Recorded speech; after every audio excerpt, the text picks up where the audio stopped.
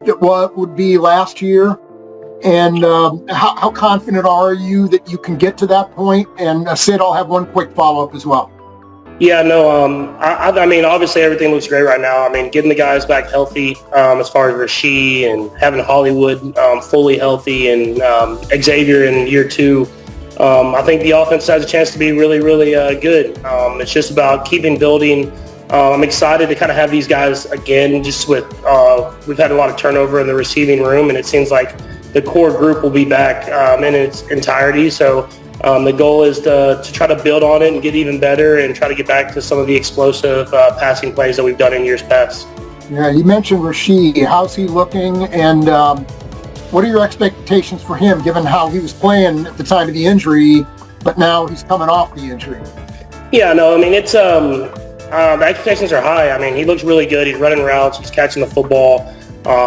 I don't know when we get back into the actual OTAs, how much he'll be able to do, but he's been able to do everything here as far as running routes and everything like that. And I know it was unfortunate that how he got hurt last year, but it was so early in the season that he's going to get pretty much a complete off season, which I think will be big going into this season.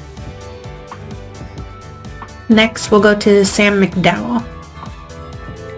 Hey, Patrick, and Sid, I'll have a quick follow-up, but just when you look back at last year, obviously you guys in the offseason had put a big emphasis on the explosive and downfield passing game. When you look back at it now, how do you just diagnose that?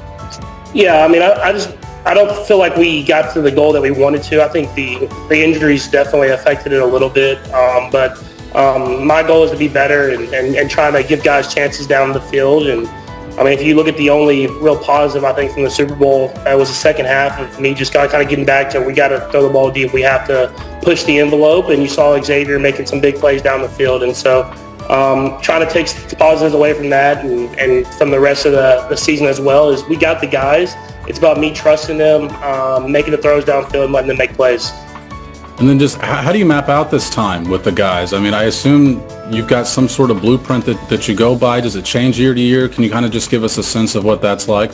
Yeah, it changes a little bit. I mean, I think we start off with some therapy in the morning, some stuff to get the guys' bodies right, get a nice workout in, and then get to the field. And even though we're not in person, we're still doing virtual meetings, so you know what the coaches are talking about, and it's about taking those routes to the field, explaining it to them the way I see it and the way the coaches see it, and so that when we get back in the building here in a couple weeks, guys have a jump start of what we expect and how we're going to go about our business. And like I said, it helps that this year it's a lot of the same receivers that I've worked with previously, and so not a ton of teaching. A lot of guys know what they need to do. It's just refining their skills. Let's go next to Vahe. Hey, Patrick. I wonder if there's any difference in mentality for you coming off a Super Bowl win versus coming off a Super Bowl loss in terms of how you enter the grind of the off season, if it's a different sort of motivation. And Sid, if I could have a follow-up too. Yeah, I mean, I'm pretty motivated anyways, but I think when you get some of those tiring sets or tiring reps that you're in the workout, you have something in the back of your mind that you're kind of pushing towards, and you have that bad taste in your mouth from the last time you stepped on the football field, and you kind of have to hear about it all off season. So it gives you the push that you want to go out there and be better and show what we're really about. And when you referred a moment ago to needing to be better, I was wondering what you feel like your own points of emphasis are this off season, and what it is you as you examine last season that you really want to try to enhance. Yeah, I mean, there was opportunities in games for deep shots that I either didn't take or we missed barely, and I think if we can get back to hitting some of those throws, I mean, we preached about this last offseason. It opens up the rest of the offense, and so that helps the run game, that helps the medium pass game, everything. And so you want to get back to that. Defenses are starting to creep up a little bit more and forcing us to get back to the deep throws, and so we have to be versatile enough to be able to do both, hit the deep shots and hit the underneath stuff, and that's when we'll be at our best. Thanks. We'll go next to Matt Derrick. Hey, Patrick, and two questions if you have time. Curious if Gardner Minshew is down there with you, how well you know him, and what kind of perspective and different voice do you see him bringing maybe to the quarterback room than you've had in the past? Yeah, I mean, I think, I've obviously just kind of met him through passing. He's been down here working with us, and I feel like we're going to have a really good quarterback room just in general, and I think having Gardner, a guy that loves the game, comes in with the right mentality every single day. And a guy that pushes the envelope, kind of like what we've been talking about. And so I think having someone that's going to push me to take chances down the field, it'll be big to continue to work and build our chemistry on the field, but also push each other on it as well. At the Combine, Brett Veach said that he and Matt Nagy talk about the fact that maybe you know too much at this point, that maybe you see things that defenses don't even do now because you're that far advanced. But said it, so much of it just comes back to settling your feet and trusting the protection. Does that resonate with you? Is that something that you feel like that you agree with and you see too? Yeah, in a sense. I mean, I think just this last year especially, I don't like, sometimes you give guys too much credit, and knowing what the coverage is and how it's supposed to be played, and you know what your reads are, but at the same time you still have to go through your progression, and that's something I have to continue to do. So even if it's a too high coverage or whatever it is, there's still chances for me to throw the ball down the field. I have to go through the progressions the right way and trust in the play call and trust in the protection, and that's something that I'll try to get back to this year, and something I have to continue to get better at. We'll go next to Todd Levo. Patrick, a couple of things. First off, looking back at the tape and everything you went through last year on the line, at left tackle, you guys had some struggles here and there. What was that like going through all that, and what do you like about the moves that have happened so far for you guys to kind of shore that up? And I'll have one little quick one after this. Yeah, I mean, it's the guys that were battling, that are trying to find their spot in the NFL to compete and be great. And I thought guys did good jobs. Obviously, the Super Bowl left a bad taste in everybody's mouth, but I thought throughout the season, guys stepped up and made big plays happen and protected when they needed to be to protect. And I think this year, just trying to solidify the group, bringing in a guy like Jalen Moore, and a guy that's played some snaps, learned under Trent Williams, someone that we have big expectations for. It's just you get a core group of guys that you want to solidify, and you never can account for injuries and stuff like that, but hopefully a group that will be kind of together throughout the entire year, because when you look at the great offensive lines, a lot of times it's a unit. It's everybody. It's not just one guy here and there, and so we're excited for it, and there'll be healthy competition in camp, but we'll find the 5 right guys that we'll go with, and we'll have guys behind them ready to go as well. And then you talked before about getting a new look with the hair. You finally pulled the trigger and cut the hair. What went into that decision? What's the reaction been from folks for you? Yeah, I mean, I've wanted to do it for a while, but it was kind of one of those superstitions. I kept winning the Super Bowl, which is a good thing, but I didn't want to cut the hair while I was doing it. And so I had told everybody during the season that win or lose, if we win 3 in a row or if we lose, I'm getting the haircut. Like, that's enough. And I'm very excited. Like, I've looked at some videos from last year, and I can't believe all you guys let me keep that nappy hair for so long. Like, I look way better now with the short hair, so I'll be keeping this going forward.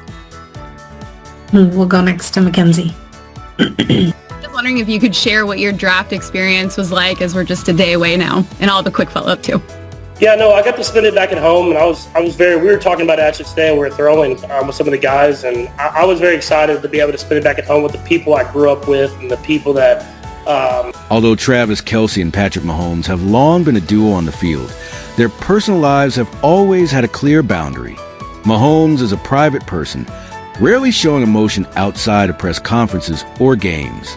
In contrast, Travis, with his lively and funny personality, tends to be more comfortable and public about his private life. When Taylor Swift entered Travis's life, many people were curious about how Mahomes would react.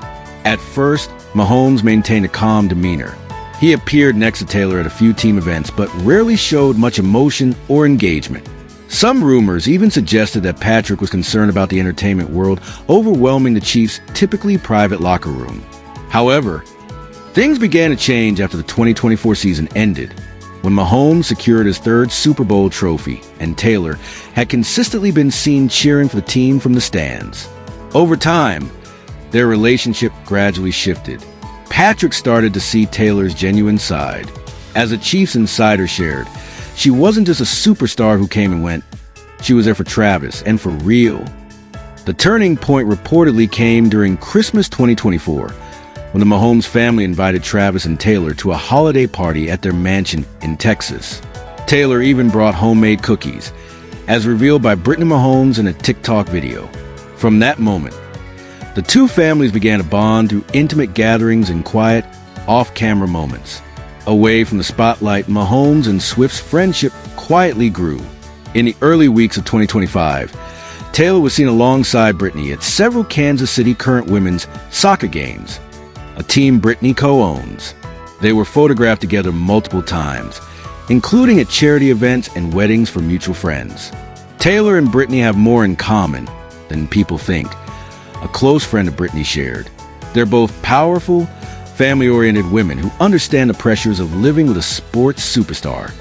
Through their growing friendship, Patrick began to spend more time getting to know Taylor, not just as Travis's partner, but as a person. Events showing that the warmth extended beyond just the Mahomes-Kelce circle.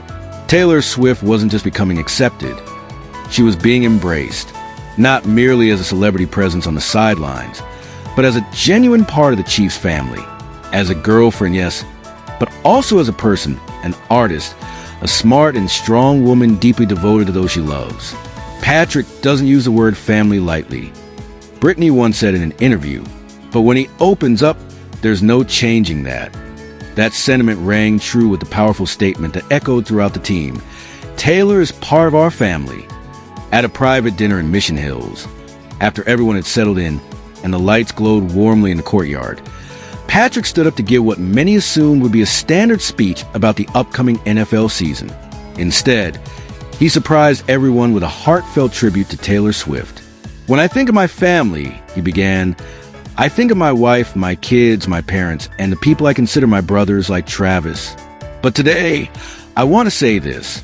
Taylor, you're not just Travis's girlfriend. You're part of our family, and I'm proud of that." The room, filled with close friends, teammates, and loved ones, erupted into applause. Taylor, seated beside Travis, lit up with a bright smile and instinctively reached out to hug Patrick. A private photographer at the event captured the moment, the embrace between Taylor and Mahomes, which quickly became an iconic image, spreading across social media like wildfire in the following days. Travis Kelce, always a vocal supporter of Taylor, couldn't hold back his emotions. He was a little teary-eyed, a friend of his shared. He'd always worried that the NFL might not fully embrace his relationship with Taylor, but Mahomes proved otherwise that night. The coaching staff was equally supportive. "A winning team isn't just about passing the ball," Coach Andy Reid said. "It's about unity. If Patrick sees Taylor as family, then so do we." Other players followed suit.